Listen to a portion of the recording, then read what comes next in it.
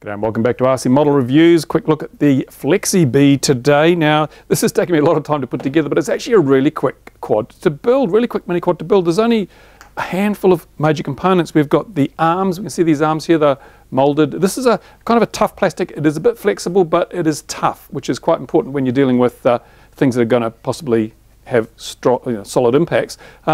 So it's got these 4 molded plastic arms. It's got a molded plastic base plate and a top shell, and then there is this little Mobius plate on the top with the rubber bungs, and there is also a plate in here for your camera, which I haven't fitted at this stage.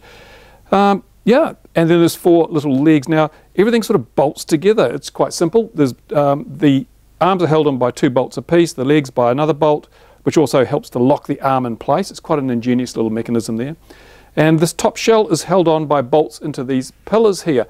Unfortunately, on this particular unit, I don't know whether it's a fault with the mold or it was just a fault with this particular unit, this hole here into this pillar is way too big and the bolt just falls out. There's no way it's going to thread in there. It's a completely loose fit. If I push a bolt in there, when I tip it up, it just falls out. These other ones, however, are perfectly fine. No problems at all. They tighten up nicely. So maybe this was just a bad one off the mold, or maybe there's a fault in the mold. I don't know. I can't tell you from a single unit sample. Now I've used Hobby King Blue Series 12 amp ESCs in this. I've reflashed them with BL Heli for obvious reasons. I've got a high-tech Optima 9 receiver in here, which sounds like a bit of overkill, doesn't it? An Optima 9, that's why we've got these sleeve dipole antennas here. The reason I've used that is because I'm running out of receivers. Okay. And I don't plan on buying any more just to finish the month, so I've had to sort of repurpose some gear from other models. I will be putting the FPV gear in here and video transmitter as soon as I find a model I can pull apart to do that with. I'm running the GemFan 5 4 props as a good baseline. The Quantum 2204 2300 motors on there, which is all fine and dandy.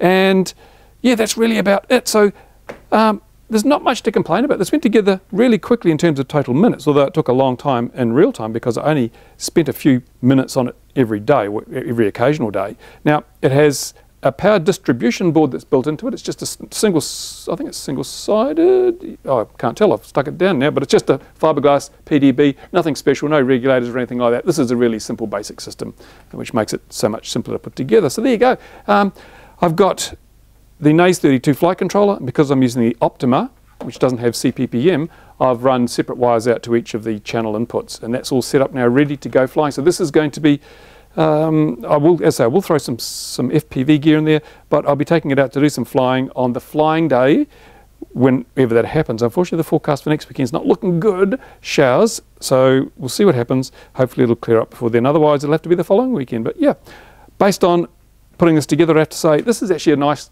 different little concept. Everyone's talking carbon and composites. Plastic has its place. And what I plan to do on this is, hold on a moment, if I can, here we go, reaches too far away for comfort. Once I've flown this thing, I'm going to take these out to the airfield as well, out to wherever I fly, and I'm going to try it with the ducts on, because with the ducts on, this becomes a machine you can fly inside. It's plastic, it'll bend, hopefully rather than break, and if we've got the ducts on there, then you won't be able to bang into walls with propellers. It's going to be a great little machine if you want to use it for taking to a school and showing children how these things work, or just flying around home inside. I wouldn't fly a mini quad inside because these props can, probably knock your furniture around and break a few ornaments, but if you've got this on there, well, you're going to be a lot better off. So there you go. That's basically the machine. And only modification I made is I'll put some foam rubber on here because the nylon bolts, which they provide for the flight, I think they provide those, for the flight controller, obviously they would push into your battery if you didn't have this rubber on the side here to provide a little bit of spacing there. You even get the battery strap, I think. Yeah, it came with the battery strap. And they give you, I haven't used the rip wrap straps on the arms because I didn't mount the ESCs on the arms. I mounted them internal. As you can see, I've got some in the back there and I've got some stuck down on the side. It's a rough installation because I really wanted to repurpose some parts. I wanted to do it as simply and easily as I could, and I plan to use these motors on another frame, so I didn't want to cut them short to put the ESCs on the arms, and I didn't want to have the ESCs on the arms because I'm going to be putting these on, and I didn't want to have to worry about if it was going to make clearance or whatever. So there you go, lots of excuses. That's all you get in this video. But yeah, I like this so far. I mean, let's weigh it. I haven't actually put it on the scales yet, so I'll go and get the scales. Wanders across the room, brings the scales back. Let's see how much this damn thing weighs, because that's pretty important. Okay, this is without a battery and without FPV gear. The weight's coming in at 402 grams. You probably can't see that because of the nose of the craft. I'll spin it around a bit, hopefully you can see. Whoops, I'll put it on sideways. Will it fit? Yes, it will. 402 grams, there you go. So it's not a lightweight, but it's not heavy either. It's not overly heavy. I mean, that's fine. Adding the FPV gear will probably add another 50 or 60 grams. So and then you've got your battery. So it's going to be, you know, it's not going to be the lightest mini quad in the world, but hey, it's different. I like the fact it's different. It doesn't come with any LEDs as standard. You've got to put your own on. And there is a clear version of this, a clear version of the plastic one. A clear one would be really cool because imagine how you can light that up if it's got transparent plastic, you know.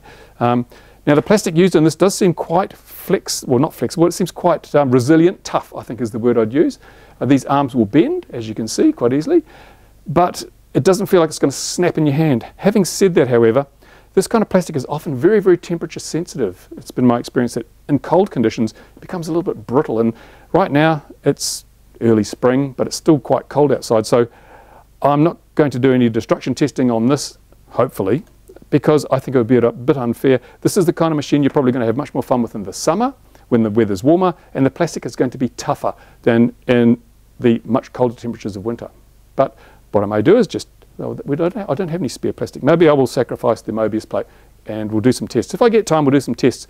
I was going to do a video on toughness, strength and material properties, but I'm probably not going to fit that in. So if I get time, I will check this out, see how temperature affects the plastic from which it is made. But in the meantime, I don't think it's very expensive. I can't remember what the price is, but I'll put a link in the description of this video. You can go and have a look for yourself and decide for yourself. But it's nice because, again, this is not so aggressive looking as the regular carbon or fiberglass mini quad, so it's probably something that people will look at more as a toy, and therefore they may not find it as threatening if you're flying in a public place. Who knows? Anyway, if you've got questions, comments, put them in the usual place. I will now carry on, throw the FPV gear on this, if I can find some, and get on with something else. So watch for part 2, when this will take to the air and you'll get to see how well it flies. Okay, go.